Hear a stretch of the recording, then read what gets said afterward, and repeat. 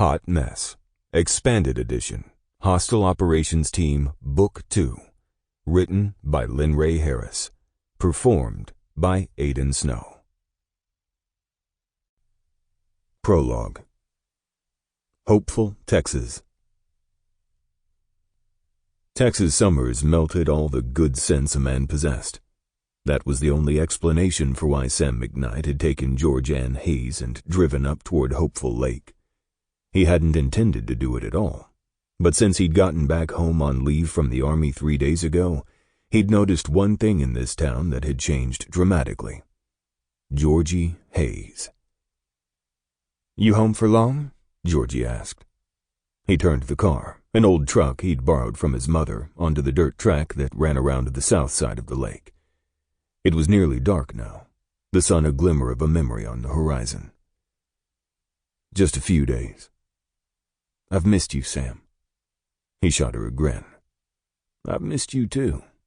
Your whole family," he added. The Hayes family had always been more of a family to him than his own. Her brother was his best friend in the world, which meant he should not be thinking of Georgie as anything more than the annoying little kid she'd always been. She used to follow him around whenever he was at her house, her barely concealed crush almost embarrassing to witness. He'd ignored it, which hadn't been difficult to do when she'd been 12 and he 15. But now she was 18, and impossible to ignore. He could feel her pouting in the silence that followed. God, she'd changed. In ways he still couldn't wrap his head around. "I was hoping maybe you'd missed me the most," she said softly. "If I'd known you'd turn out like this, I might have." "Shut up, Sam." Because he knew, as sure as he knew his own name, that he was not what Richard Hayes Sr. had in mind for his little princess.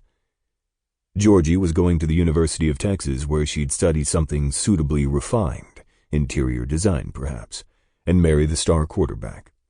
He was just a soldier home on leave, and he had nothing to offer besides a healthy libido and a few stolen nights of passion. "It was inevitable. Mama was Miss Dallas, you know." Yeah, he knew.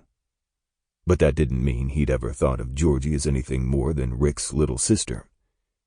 Yet here she was, with curves in all the right places, an impressive rack, and the most gorgeous chocolate brown hair that tumbled in waves over her shoulders and fell all the way to her ass. He found a place to park and turned off the engine. His heart pounded in his chest as he turned to look at her. Sample complete. Ready to continue?